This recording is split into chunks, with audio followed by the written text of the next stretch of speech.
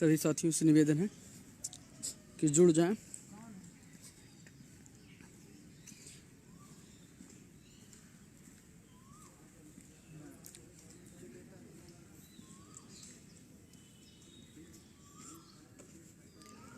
काफ़ी दिन बाद परीक्षा नियामक से लाइव आए हैं। मुद्दा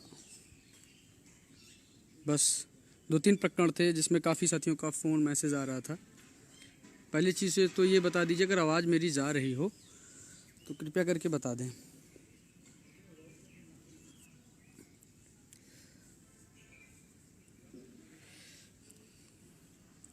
जितने भी साथियों को आवाज़ जा रही हो क्लियर करके बता दें। इस समय परीक्षा नियामक से लाइव हैं। बहुत सारे साथियों के बहुत सारे प्रश्न थे। किसी का यूपी टेट के मैटर पे बात, यूपी टेट का रिज़ल्ट का मैटर था, और किसी का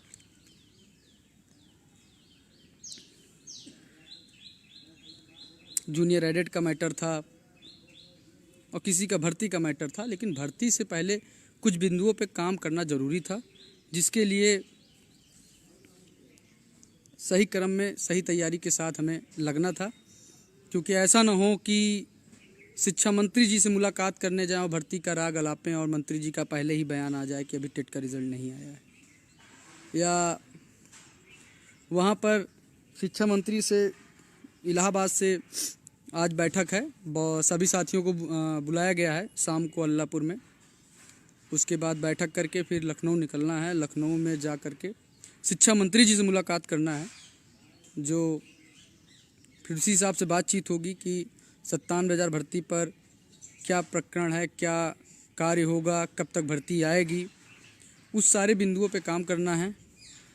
उससे पहले ये था, ज़रूरी था कि बहुत सारे साथियों का मैसेज था कि यूपी टेट का रिज़ल्ट कब आ रहा है। तो जैसे आज सचिव जी से मुलाकात हुई, अनिल भूषण चतुर्वेदी जी द्वारा ये कहना है कि यूपी टेट का रिज़ल्ट अभी कुछ कहा नहीं जा सकता कब आएगा कब नहीं आएगा, क्योंकि शासन का जब आदेश होगा तभी ही रिज़ल्ट को जारी किया जाएगा। तो कुल मिलाकर के स्कूली शिक्षा महानिदेशक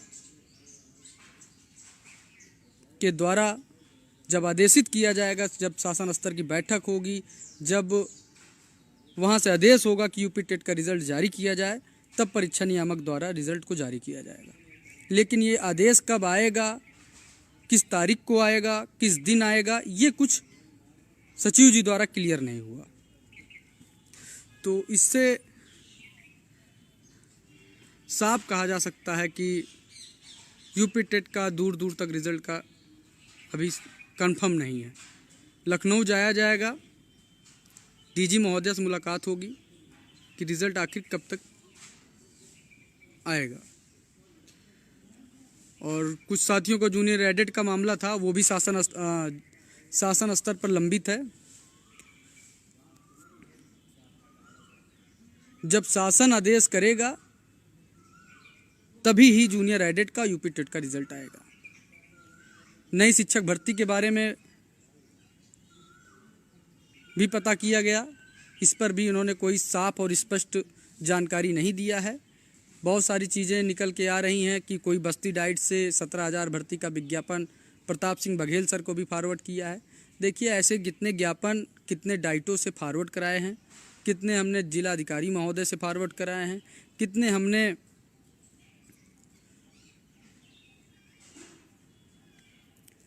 सांसद विधायक से भी करवा चुके हैं ज्ञापन को फॉरवर्ड। ये ज्ञापन का फॉरवर्ड होना कोई भर्ती का राह नहीं दिखाता है। पहले चीज़ें हम सबको एकजुट एक संगठित होना पड़ेगा। कुछ लोगों के मन में लड्डू फूट रहा है कि नई सरकार का गठन हुआ है और सरकार भर्ती देगी। कोई कहा कि पहले कैबिनेट बैठक में ही सरकार भर्ती दे देगी, कोई कहा कि दूसरी कैबिनेट बैठक में दे देगी। और हमने हमेशा समझाया कि भर्ती सरकार का जो है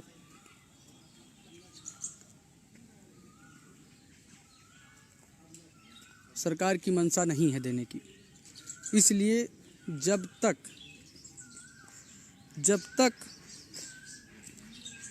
हम सब एकजुट होकर संघर्ष नहीं करेंगे तब तक मुश्किल है।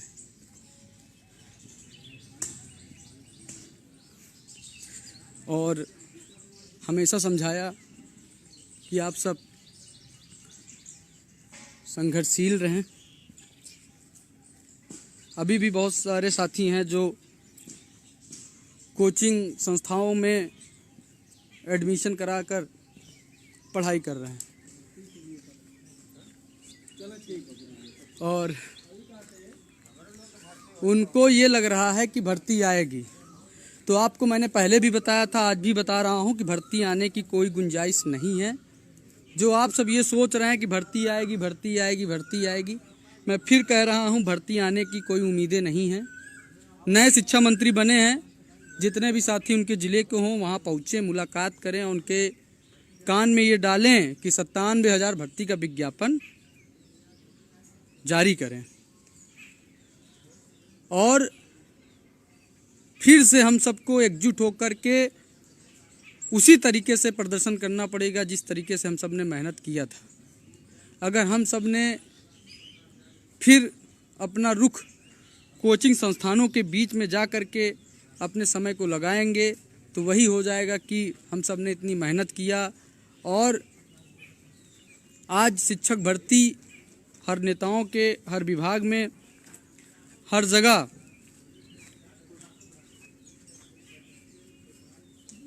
चल रहा हुआ है कि हाँ, नई शिक्षक भर्ती का कोई मुद्दा है और इस पर विज्ञापन जारी होना चाहिए। लेकिन हम सब का निराश बहुत जल्दी होंगे, क्योंकि मैं देख रहा हूँ कि सारे बच्चे फिर कोचिंग में रम गए हैं। हमने आज सुबह पोस्ट डाला था कि जितने भी साथी प्रयागराज की धरती पर हों वो कृपया करके हमें मैसेज करें, जिससे शाम को आज बैठक कर सकें। मैं लखनऊ था, लखनऊ से मैं यहाँ पर इसलिए इलाहाबाद आया था कि यहाँ पर पहले परीक्षा नियामक जा करके यहाँ पर उक्त प्रकरण को संज्ञान में सचिव जी के डाला जाए। फिर उसके बाद इलाहाबाद के जितने भी सक्रिय साथी हैं उनको जगाया जाए और फिर से एक बड़े अभियान में जोड़ा जाए, और जिसके तहत आज 5 बजे अल्लाहपुर लेबर चौराहा पर सभी लोगों को आमंत्रित किया गया है। जितने भी साथी इलाहाबाद के प्रयागराज की सरजमी पे हैं वो ज़रूर आज बैठक में पहुँचें, जिससे नई शिक्षक भर्ती के लिए कुछ नया और अलग रणनीति के साथ सरकार पर दबाव बनाया जाए और 57,000 शिक्षक भर्ती का विज्ञापन जारी किया जाए। और ऐसा ना हो कि हम सब जिस प्रकार से आप सबको लगातार इतने दिनों से बताते रहे, जगाते रहे, और जब चुनाव आया तब भी हमने बताया, लेकिन आप सभी को ये लगा कि सरकार चुनाव से पहले एक भर्ती निकालेगी और कुछ लोग 1 अप्रैल को भर्ती का विज्ञापन, नियुक्ति पत्र भी दे रहे थे। तब भी समझाया गया कि ये फर्जी अफवाह है, अभी कोई भर्ती का विज्ञापन नहीं आ रहा है, जिसके लिए आप सब जागृत हो जाएं।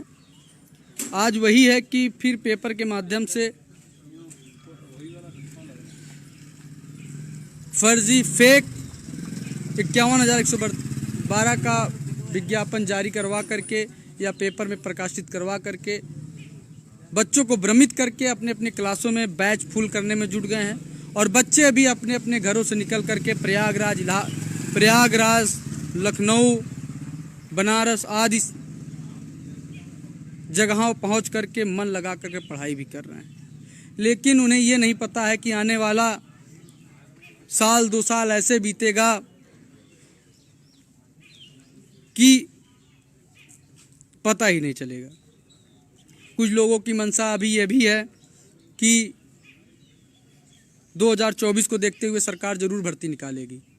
तो मैं उनको एक बार फिर पुनः अवगत कराना चाहता हूं कि सरकार की मंशा भर्ती की, रोज़गार की कभी रही ही नहीं है, और ना वो कभी रोज़गार मुद्दे पे काम की है, ना करेगी। अगर आप सब अपने हक अधिकारियों के लिए शांत बैठ जाओगे तो ये कन्फर्म है कि आपका बेरोजगारी रहना तय है, ना कि आपको कोई कोचिंग संस्थानों ने ना कि कोचिंग संस्थानों ने आपका जिम्मा लिया है कि आपको रोजगार भर्ती निकलवाने की जिम्मेदारी लिया है। उनका काम है पढ़ाना, आपका काम है उन्हें पैसा देना। 1 साल बीता, 2 साल बीता, 3 साल बीता, आज चौथा साल लग गया, 2022 चल रहा है और आज भी कोचिंग संस्थान पेपर में अफवाह मात्र ही फैला रहे हैं। अभी भी कह रहे हैं पढ़ना तो सबको जिंदगी भर है, विज्ञापन आने के बाद भी आप पढ़ सकते हैं, विज्ञापन आने से पहले भी पढ़ सकते हैं, लेकिन विज्ञापन की राह देखते देखते 3 साल बिता दिए, 4 साल बिता देंगे, वो आपसे बड़ा मूर्ख कोई नहीं होगा। हम सब भी प्रयागराज की सरजमी पे जब आए थे तो यही सोच कर आए थे कि जाते ही भर्ती मिलेगी, लेकिन संघर्ष का कारवा चलता गया, दिन बीतता गया, आज 3 साल से ज़्यादा का समय हो गया है और हम सब ने एक भी भर्ती नहीं देखी है। तो इससे स्पष्ट हो गया है और आज सचिव जी के भी द्वारा एकदम स्पष्ट हो गया है। बाकी प्रताप सिंह बघेल सर से मुलाकात होगा, उसके बाद शिक्षा मंत्री संदीप सिंह जी से भी मुलाकात होगा, फिर डीजी महोदय अनामिका सिंह से भी मुलाकात होगा, लेकिन उससे पहले हम सबको इतना एकजुट होना है कि जब मुलाकातों का असर ना पड़े, जब हमारा दबाव नई शिक्षक भर्ती पे ना पड़े, तो तुरंत एक इतनी बड़ा प्रदर्शन होना चाहिए कि पहले ही प्रदर्शन में सरकार झुक जाए और भर्ती के विज्ञापन पे चर्चा पर चर्चा करे और मंत्री जी भी जो नए बने हुए हैं उनके तक दबाव पड़े। ऐसा ना हो ये 3 साल की तरह ये भी 5 साल निकल जाए और भर्ती का कोई परिणाम ना निकले और हम सब इसी तरह कोचिंग करते रहें। तो साथियों, बहुत सारे प्रश्न आपके रहते हैं जिनको मैं व्हाट्सएप पे, फेसबुक पे नहीं दे पाता हूँ, लेकिन इतना कोशिश और प्रयासरत इतना ज़रूर रहता हूँ कि आपके जो भी प्रश्न हों उनका जवाब मैं इकट्ठा एक साथ एक मंच पर दे सकूँ, जिसमें यूपी टेट का था, जूनियर एडेड का था, इसमें कुछ साथियों की परीक्षाओं के था, जो अप्रैल में जो डीएलएड बीटीसी के जो सेमेस्टर परीक्षाएं हैं वो भी आपकी संभवतः अप्रैल लास्ट तक होने के लिए उम्मीद है। स्कूटनी का रिज़ल्ट भी उसी के आगे पीछे 1 सप्ताह पहले आने की उम्मीद है। ये सारे आपके प्रश्न थे जो आपको बताने थे और साथ ही साथ जिनका एक मौका, एक जो 3 बार बीटीसी फेल हैं उनको भी एक मौका के लिए सीआरटी से 300 या 400 लोगों को लिए पीडीएफ आएगी, जिसमें शायद 10,000 या 8,000 लोगों को प्रत्यावेदन पड़ा है, उसमें 300 या 400 लोगों का एक मौका और मिलेगा। बस इतनी सी जानकारियों के लिए लाइव था बंद। और हमारे साथ जिला अध्यक्ष चंदौली शमशेर जी भी हैं, वो भी अपनी बातों को रखना चाहें। नमस्कार साथियों, जैसा कि हम सभी लोग आए थे आज पीएनपी सचिव जी से वार्ता करने, तो कुछ मुद्दों पे बात हुई है। उन्होंने बताया कि जो टेट का पेपर अभी जो चल रहा है, रिजल्ट लंबित चल रहा है, भर्ती की प्रक्रिया भी बताई। इसमें हम लोग को एक बार फिर सक्रिय होना पड़ेगा, क्योंकि सक्रिय होने से ही फिर सरकार सुनेगी, नहीं तो वो जो अपना खाका तैयार कर रही है वो उसी पे चलेगी।